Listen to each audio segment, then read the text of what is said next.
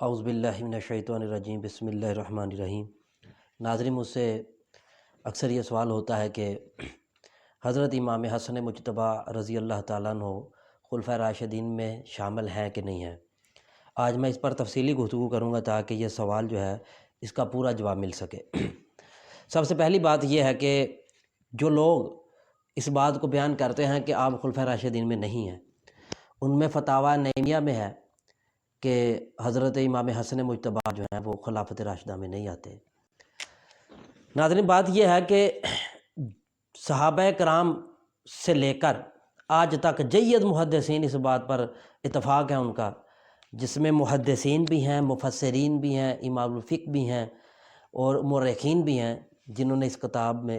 یہ لکھا ہے کہ حضرت امام حسن علیہ السلام پر خلافت راشدہ مکمل ہوتی ہے۔ وہ اس پر دلیل پیش کرتے ہیں کہ حضور نبی کریم صلی اللہ علیہ وسلم نے فرمایا کہ میرے بعد خلافت راشدہ 30 سال تک رہے گی، اور وہ 30 سال جو ہیں امام حسن مجتبیٰ پر جا کے مکمل ہوتے ہیں، اور اس کے بعد بادشاہت شروع ہو جائے گی۔ اور جن لوگوں نے یہ کہا ہے کہ آپ خلفائے راشدین میں نہیں ہیں، فتاویٰ نعیمیہ کا میں نے حوالہ دیا، تو بات یہ ہے کہ اکثر اوقات ایسا ہوتا ہے کہ جب کوئی محدث یا کوئی مفسر کسی بات کو بیان کرے تو وہ اس وقت اس کا علم محدود ہوتا ہے، اتنا زیادہ نہیں ہوتا، تو لہٰذا وہ جب بات اپنی کرتا ہے تو اپنے علم کے حساب سے کرتا ہے۔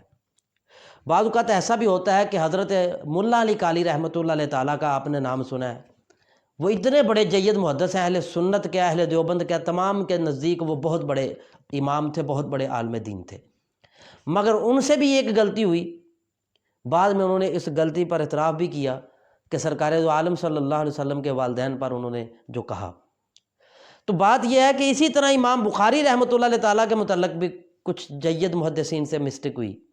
امام اعظم ابو حنیفہ رضی اللہ تعالیٰ کے بارے میں بھی کچھ لوگوں میں، جس میں خطیب بغدادی بھی آتے ہیں، مسٹیک ہوئی۔ وہ بات یہ ہوتی ہے کہ جب بندہ طالب علمی کے زمانے میں ہوتا ہے، علم حاصل کر رہا ہوتا ہے، تو وہ کیونکہ جب بندہ علم حاصل کرتا ہے اس کا علم پختہ ہوتا رہتا ہے، اور جوانی کا علم اور ہوتا ہے، بچپن کا علم اور ہوتا ہے، جب آگے بندہ جاتا ہے 40-50 سال کی عمر میں علم کا معیار اور ہوتا ہے، جب 70-80 سال کی عمر میں جاتا ہے تو اس کا علم کا معیار اور ہوتا ہے۔ تو لہٰذا جب بندہ تحقیق کرتا جاتا ہے تو بہت سارے ایسے معاملات، بہت سارے ایسے راز، بہت سے ایسے علمی جو ہیں معاملات اس کے سامنے کھل جاتے ہیں کہ اسے اپنی جو پہلی لکھی ہوئی بات ہے اس پر افسوس ہوتا ہے۔ اسی طرح امام اعظم ابو حنیفہ رضی اللہ تعالیٰ عنہ کے بارے میں بھی جب بعض محدثین نے لکھا تو ان سے غلطی یہ ہوئی کہ ان کا علم اتنا پختہ نہیں تھا کہ وہ اس بات کو پوری ڈیٹیل کے ساتھ بیان کرتے، لہٰذا اس زمانے میں انہوں نے جن سے علم حاصل کیا، جو ان سے سنا اس کے متعلق لکھ دیا۔ بعد میں جب وہ علم حاصل کرنے کے لیے زیادہ سے زیادہ سفر کیا، انہوں نے اپنے شہر سے باہر نکلے، دنیا کی وزٹ کیا، دنیا کی سیر کی، دنیا میں دیکھا، دنیا کے مدارس میں گئے، دنیا کے شیوخ کے پاس گئے، تو پھر ان کے پاس جو علم آیا وہ ایک پختہ علم تھا۔ پھر انہیں پتہ چلا نہیں، امام اعظم ابو حنیفہ رضی اللہ تعالیٰ کائنات میں سب سے عظیم ہے۔ اسی طرح ملا علی قاری رحمۃ اللہ علیہ تعالیٰ کے بارے میں جب آپ پڑھیں گے تو ان کا یہ جب قول پڑھیں گے جو انہوں نے لکھا ہے کہ حضور نبی کریم صلی اللہ علیہ وسلم کے والدین کے بارے میں، تو ظاہری بات ہے آپ کہیں گے کہ یہ ملا علی قاری تو ہمارے اہل سنت کے ہیں، انہوں نے حضرت سرکار دو عالم صلی اللہ علیہ وسلم کے والدین کے بارے میں یہ لکھا ہے، تو لہٰذا کوئی بات۔ لیکن بعد میں جب انہوں نے اس بات پر زیادہ تحقیق کی، زیادہ علم حاصل کیا، زیادہ شیوخ کے پاس پہنچے، صاحب علم کے پاس پہنچے، تو پھر انہیں پتہ چلا نہیں، جو میں نے پہلے بات کی تھی اس وقت میرا علم اتنا پختہ نہیں تھا، تو لہٰذا جب علم پختہ ہوا تو مجھے سمجھ آئی کہ حضور نبی کریم صلی اللہ علیہ وسلم کے والدین پورے کامل مسلمان ایمان والے تھے۔ اسی طرح اس مسئلے میں بھی مغالطہ ہوا چند محدثین سے کہ انہوں نے جب ان کا طالب علمی کا زمانہ تھا تو انہوں نے جو علم حاصل کیا، جن سے علم حاصل کیا، اس وقت انہوں نے یہ بات کر دی کہ حضرت امام حسن مجتبیٰ خلفائے راشدین میں شامل نہیں۔ لیکن بعد میں جب انہوں نے زیادہ تحقیق کی، زیادہ شیوخ کے پاس پہنچے، زیادہ علم حاصل کیا، علم کا معیار بڑا ہوا، تو پھر وہ اس بات کو سمجھے کہ نہیں، امام حسن مجتبیٰ جو ہیں وہ خلفائے راشدین میں۔ اب میں اس پر دلیل پیش کروں گا، اور میرے پاس بہت سارے حوالے ہیں اس وقت، لیکن چند حوالے اہل حدیث کی کتب میں سے بیان کروں گا، اہل دیوبند کی کتب میں بیان کروں گا، اہل سنت کا تو یہ عقیدہ ہے ہی۔ اب دیکھیں حضرت حافظ ابن کثیر رحمۃ اللہ علیہ تعالیٰ، حافظ ابن کثیر بہت بڑے جید عالم دین ہیں، اس میں کوئی شک نہیں ہے، علامہ ابن تیمیہ کے شاگرد ہیں۔ حافظ ابن کثیر نے اس کو اپنی کتاب میں لکھا ہے بدایہ و نہایہ میں کہ حضرت امام حسن مجتبیٰ پر حضور نبی کریم صلی اللہ علیہ وسلم کا فرمان مکمل ہوتا ہے کہ حضور نے فرمایا میرے بعد خلافت راشدہ 30 سال تک رہے گی۔ وہ فرماتے ہیں کہ حضرت امام حسن مجتبیٰ کے 6 ماہ کو داخل کریں تو پھر سرکار دو عالم صلی اللہ علیہ وسلم کا فرمان پورا ہوتا ہے۔ اور اسی طرح جو آپ سب جانتے ہیں کہ سعودی عرب میں آپ چلے جائیں تو ان پر جا کے جب ان کی تفسیر دیکھتے ہیں تو حافظ ابن کثیر کی تفسیر ہے، اہل حدیث کے مراکز میں جاتے ہیں وہاں پر حافظ ابن کثیر کی تفسیر پڑھائی جاتی ہے۔ اور دوسری بڑی شخصیت اہل حدیث کے نزدیک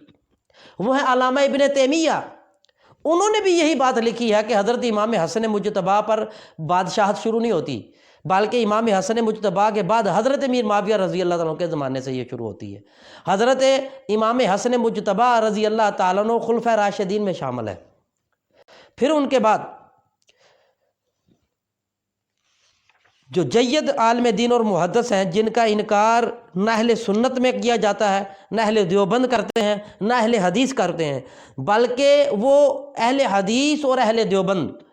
ان کو اتنے لقب دیتے ہیں ان کو، جن کا میں حوالہ دینے والا ہوں کہ آپ 1000 صفحے کی کتاب لکھ سکتے ہیں ان کے صرف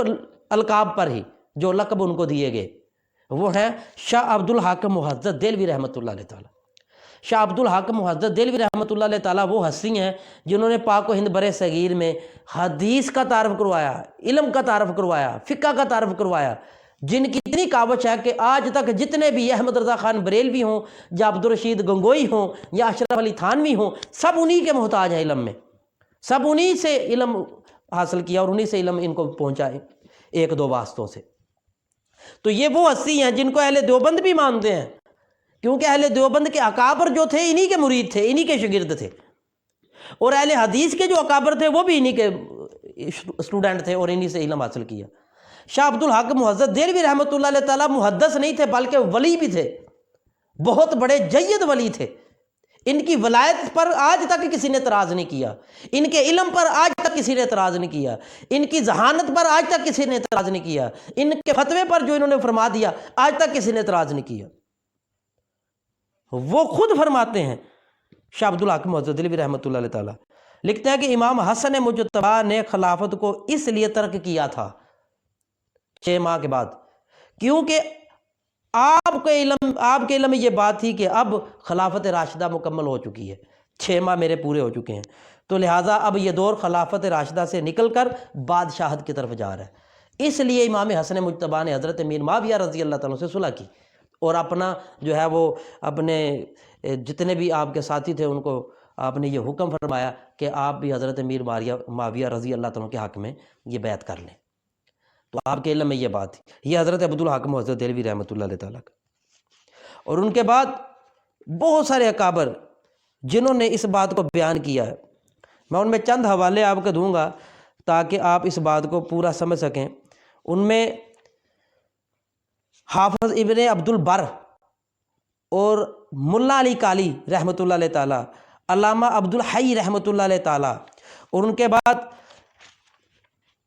مشکات شریف میں حضرت امام مشکات رحمۃ اللہ علیہ تعالیٰ نے اس کو بیان فرمایا اپنے حاشیہ میں۔ پھر اس کے بعد مفتی احمد یار خان رحمۃ اللہ علیہ تعالیٰ نعیمی نے انہوں نے اس بات کو بیان فرمایا۔ پھر ان کے بعد بہار شریعت اہل سنت کی بہت بڑی کتاب ہے، مولانا امجد علی رحمۃ اللہ علیہ تعالیٰ نے اپنے عقیدہ میں اس بات کو بیان فرمایا کہ حضرت امام حسن مجتبیٰ علیہ السلام جو ہیں وہ خلافت راشدہ میں شامل ہیں۔ ان کے بعد شرح عقائد میں یہ علامہ تفتہ زانی رحمۃ اللہ علیہ تعالیٰ ہے، بہت بڑے اہل سنت کے امام ہیں اور بہت بڑے شرح عقائد کی ان کی کتاب ہے، اس میں انہوں نے بیان فرمایا۔ ان کے بعد علامہ احمد خلیل رحمۃ اللہ علیہ تعالیٰ نے اس کو بیان فرمایا ہے۔ پھر ان کے بعد علامہ ابن تیمیہ کا میں نے پہلے حوالہ دے دیا۔ پھر ان کے بعد قاضی ابو بکر بن العربی رحمۃ اللہ علیہ تعالیٰ نے اس کو بیان فرمایا اپنی کتاب میں۔ اور اس کے بعد جید محدثین مفسرین ہیں جنہوں نے 1400 سال سے اس کو بیان کرتے آئے ہیں۔ علامہ سید محمد بن حسین سمرقندی رحمۃ اللہ علیہ تعالیٰ 500 سال پہلے کے امام ہیں، انہوں نے اس بات کو بیان فرمایا۔ اور اس کے بعد بہت سارے اہل سنت کے محدثین مفسرین ہیں جنہوں نے اس بات کو بیان فرمایا۔ آخر میں یہ بات بیان کرنا چاہوں گا کہ اس کی تفصیل کیسے ہے۔ حضرت ابو بکر صدیق رضی اللہ تعالیٰ نے 2 سال 3 ماہ خلافت راشدہ کی خلافت کی۔ حضرت عمر فاروق رضی اللہ تعالیٰ نے 10 سال 6 ماہ خلافت کی، اور حضرت عثمان غنی رضی اللہ تعالیٰ نے 12 سال خلافت کی۔ حضرت مولا علی شیر خدا رضی اللہ تعالیٰ نے 4 سال 9 ماہ خلافت کی، اور امام حسن مجتبیٰ نے 6 ماہ خلافت کی۔ اسے جمع کر لیں تو یہ 30 سال بنتے ہیں۔ اسی پر ساری امت کا اتفاق ہے، اسی پر تمام محدثین کا اتفاق ہے، اسی پر مفسرین کا اتفاق ہے کہ اسی ترتیب کو انہوں نے بیان فرمایا جو میں نے آج تک آپ تک پہنچائی ہے۔ تو یہ ترتیب دیکھیں تو آپ کو سمجھ آ جائے گی کہ حضور نبی کریم صلی اللہ علیہ وسلم کا جو فرمان ہے، جسے امام ترمذی نے، امام نسائی نے اور دوسرے محدثین نے فرمایا کہ حضور کا فرمان ہے کہ 30 سال بعد خلفائے راشدین کا دور رہے گا، تو وہ 30 سال اس طرح مکمل ہوتے ہیں۔ تو یہ میری گفتگو تھی آج کی۔ اگلا جو کلپ ہوگا وہ اس پر ہوگا، امام حسن مجتبیٰ کے جو مقام ہے، مرتبہ ہے، اس پر بیان کریں گے۔ اللہ پاک ہمیں سمجھنے کی توفیق عطا فرمائے، آمین۔